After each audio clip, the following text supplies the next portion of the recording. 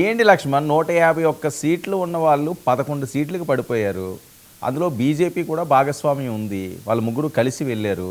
ఇప్పుడేమో బీజేపీకి మీ నాయకులేమో జై కొడతారు. ఏమనుకోవాలి జనాలు? సార్ వర్మ గారు, మీకు ప్యానల్ ఉన్న పెద్దలకి డబుల్ నైన్ టీవీ వీక్షణ యజమానికి హృదయపూర్వక నమస్కారాలండి. ఇక్కడ ప్రజాస్వామ్యబద్ధంగా పెట్టినటువంటి ఏదైతే మరి రాష్ట్రపతి ఉపరాష్ట్రపతి ఎన్నికలు ఏవైతే ఉన్నాయో దానికి ఉపరాష్ట్రపతిగా తీసుకొచ్చినటువంటి అభ్యర్థిని ఏకగ్రీవంగా ఎన్నుకోవాలన్న ఒక ఆలోచనతో ఎన్డీఏ కూటమి ఆ అభ్యర్థిని ప్రకటించారు. సో ఎన్డీఏ కూటమి ఏం చేసింది, మనకు కూడా బలం ఉంది, ఒకవేళ క్రాస్ ఓటింగ్ జరిగితే మనకు గెలిచే అవకాశాలు ఉండొచ్చేమో, గుర్రం ఎగరవచ్చేమో అనే కాన్సెప్ట్తో వాళ్ళకి సుదర్శన్ రెడ్డి గారిని మాజీ సుప్రీంకోర్టు జడ్జి, హైకోర్టు జడ్జి అని తీసుకొచ్చి ఒక అభ్యర్థిగా పెట్టారు. ఆయన ఏమన్నారు, నేను చంద్రబాబు నాయుడు గారు చాలా గతంలో చాలా రకాలుగా ఆయనకు అనుకూలంగా, లేకపోతే ఆయన ప్రియమిత్రుడు, లేకపోతే చంద్రబాబు నాయుడు గారికి సుదర్శన్ రెడ్డి గారికి ఉన్నటువంటి స్నేహబంధకారంగా మరి ఎన్డీఏ కూటమి కూడా వాళ్ళకు ఉన్నటువంటి మరి 21 ఎంపీలని సపోర్ట్ చేస్తుందని తెలిసి మరి ఆయన్ని అడిగినట్టున్నారు కదా.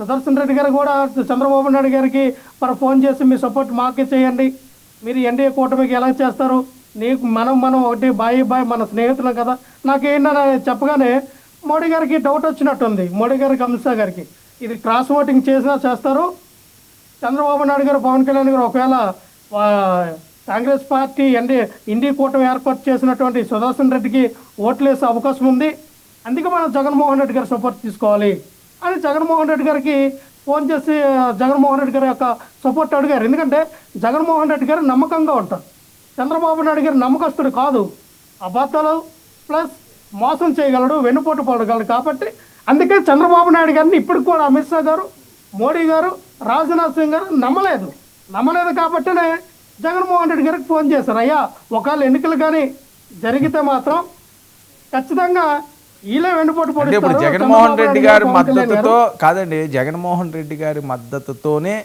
ఈరోజు ఎన్డీఏ ముందుకు సాగే పరిస్థితి వస్తుంది, అంతేనా? డెఫినెట్గా ఇప్పుడు అంతే కదా. వీళ్ళ మీద నమ్మకం పోయింది సార్, చంద్రబాబు నాయుడు గారి మీద, పవన్ కళ్యాణ్ గారి మీద నమ్మకం పోయింది కాబట్టే జగన్మోహన్ రెడ్డి గారు సపోర్ట్ కోసం ఫోన్ చేస్తారు. లేకపోతే జగన్మోహన్ రెడ్డి గారితో అవసరం ఏముంది, వాళ్ళకి తెలుసు కదా జగన్మోహన్ రెడ్డి గారి యొక్క ఎంపీలు రాజ్యసభ సపోర్ట్ చేసినా చేయకపోయినా వాళ్ళ అభ్యర్థి గెలుస్తారని వాళ్ళకి నమ్మకం ఉన్నప్పుడు జగన్మోహన్ రెడ్డి చేసి ఎందుకు సార్ మీరు సపోర్ట్ చేయండి అని ఎందుకు? లక్ష్మణ్ ఏంటి మీ రాజ్యసభ ఖాళీ అయిపోతున్నదట, నిజమా ప్రచారమేనా సార్? ఏది ఖాళీ అయినా ఏదైనా సరే బలమే ఉంటుంది సార్. ఏమవుతుంది, ఇప్పుడు రాజ్యసభ ఖాళీ అయినంత మాత్రం మా బలం తగ్గిపోతుంది కదా. మళ్ళీ ప్రసారానికి ప్రసార ఆర్భాటం చేసుకోవడానికి తప్ప ఏవి కూడా ఏంటి కాదు. బలం తగ్గలేదు అంటే ఇప్పుడు 151 సీట్ల నుంచి 11కు వచ్చిన బలం తగ్గలేనట్టేనా? తగ్గలేక సార్, మాకు 40% ఓటు బ్యాంకు ఉంది, ఉంది, ఎక్కడికెళ్ళా ప్రజలు బ్రహ్మరథం పడుతూ ఉన్నారు. ఇప్పటికిప్పుడు మీరు ఎలక్షన్ పెట్టినా జగన్మోహన్ రెడ్డి గారు ఇదే 175 సీట్లు మళ్ళీ పోటీ చేస్తే ఖచ్చితంగా 155 సీట్లు గెలుచుకునే స్థాయిలో ఉన్నాం. అటువంటిప్పుడు 155 ఏంటి, వైనాట్ 175 కదా మీది, మళ్ళీ ఎందుకు తగ్గుతున్నారు? వైనాట్ 175 నెక్స్ట్ ఈ 4 సంవత్సరాలు ఈ పరిపాలన చేసిన తర్వాత వైనాట్ 175 వైనాట్ 225 ఖచ్చితంగా మేము చెప్తాం. అందులో ఎటువంటి డౌట్ లేదు.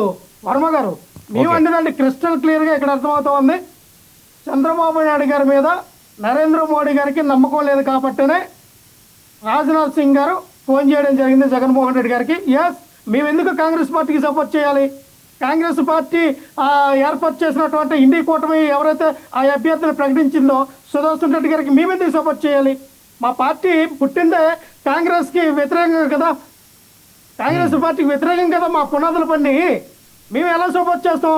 మాకు బీజేపీ పార్టీకి శత్రుత్వం లేదే కాదు. మోదీ గారికి, అమిత్ షా గారికి రాజకీయ ప్రత్యర్థులు ఇక్కడ లోకల్ గా టీడీపీ, జనసేన, అలాగే కాంగ్రెస్ పార్టీ వాళ్ళు, మాకు బీజేపీకి రాజకీయ ప్రత్యర్థి కాదు కదా. ఓకే కాదు, జగన్మోహన్ రెడ్డి గారి మీద చాలా ప్రేమాభిమానాలు ఎక్కువ మోదీ గారికి, అమిత్ షా గారికి మీ లెక్కలోని. చంద్రబాబు నాయుడు గారి మీద నమ్మకం లేదు. పవన్ కళ్యాణ్ గారి మీద నమ్మకం ఉందా? మోదీ గారికి, అమిత్ షా గారికి ఆయన మీద కూడా పోయిందా? పవన్ కళ్యాణ్ గారి మీద లేదు సార్. పవన్ కళ్యాణ్ గారి మీద ఉన్నా సరే ఆ ఫోన్ మాకు వచ్చేది కాదేమో. ఓకే, నేను అదే చెప్తాను. ఎందుకంటే 15 సంవత్సరాలు కూడా నేను స్నేహం చేస్తాను, 15 సంవత్సరాలు కూడా ఊడికం చేస్తాను, 15 సంవత్సరాలు కూడా ఈ చంద్రబాబు నాయుడు గారి పార్టీకి అంటగాగుతాను అన్నప్పుడే మోడీ గారి పవన్ కళ్యాణ్ గారి ముందు నమ్మకం కాదు సన్నగిలింది. కాదు పొత్తు పెట్టుకుని ముందుకు వెళితే అంటగాకడం లేదా ఇంకోటి చేయడం అంటారా మీ భాషలోని? సార్ అంతే కదా సార్. ఒకటి సార్, ఈ రోజున తమిళ యాక్టర్ విజయ్, జోసఫ్ విజయ్, టీవీకే పార్టీ, ఆయన పార్టీ నిన్న సభలో ఏం చెప్పాడు సార్? నేను సింగిల్గా వస్తాను, 234 సీట్లలో నేను సింగిల్గానే పోటీ చేస్తాను, నా రాజకీయ ప్రత్యర్థులు అయినటువంటి బీజేపీ ఎవరైనా, అక్కడ ఉన్నటువంటి డిఎంకే ఎవరైనా సరే వాళ్ళందరూ కూడా నా రాజకీయ ప్రత్యర్థులే, ఎవరితో కూడా పొత్తులు ఉండవు, 234 సీట్లలో మేము పోటీ చేస్తాం, మేము గెలుస్తాం అని చెప్తా ఉన్నారు. అది డేరింగ్ అండ్ డైనమిక్ లీడర్. అంతేగాని నేను ఆ డిఎంఓకో లేకపోతే అక్కడ ఉన్నటువంటి బీజేపీ పార్టీకో 20 సంవత్సరాలు ఊడికం చేస్తాను, తర్వాత నేను సీఎం అవుతానని చెప్పి విజయ్ గారు అల్లా. ఓకే, అదే ఆ స్ట్రాటజీ, ఆ ఐడియాలజీ పవన్ కళ్యాణ్ గారికి ఉండాలి. శివపార్తి గారు, అధికారంలో ఉన్న వాళ్ళకి కింద మీద వచ్చితే మనం అధికారంలోకి రామో మనం సీఎం అవ్వండి. పవన్ కళ్యాణ్ గారు కానీ 15 కాకపోతే 30 సంవత్సరాలు బానిసరకం చేయమనండి ఎవరితల్లా. ఓకే, ఎందుకు ఆ మాటలు ఎందుకు? మనం కొన్ని తగ్గించుకుంటే మంచిది. డిబేట్లో ఉన్నప్పుడు నలుగురు చూస్తారు, ఎవరి విధానాలు వాళ్ళు చేసినట్టు వీళ్ళు చేయాలి, వీళ్ళు చేసినట్టు వాళ్ళు చేయాలనుకోవడం కూడా కరెక్ట్ కాదు కదా. ఆయనకి ఏదో ఆయన ఆలోచన ఉన్నది, ఆయన ఆలోచిస్తే ఆయన ముందుకు వెళ్తున్నారు. బలహీన వర్గాల్లో ఇప్పటి వరకు ఒక జాతికి రానటువంటి రాజ్యాధికారం సాధించాలని పార్టీ పెట్టారు ఆయన. ఓకే, ఆలోచన విధానం ఉండాలి కదా. ఓకే.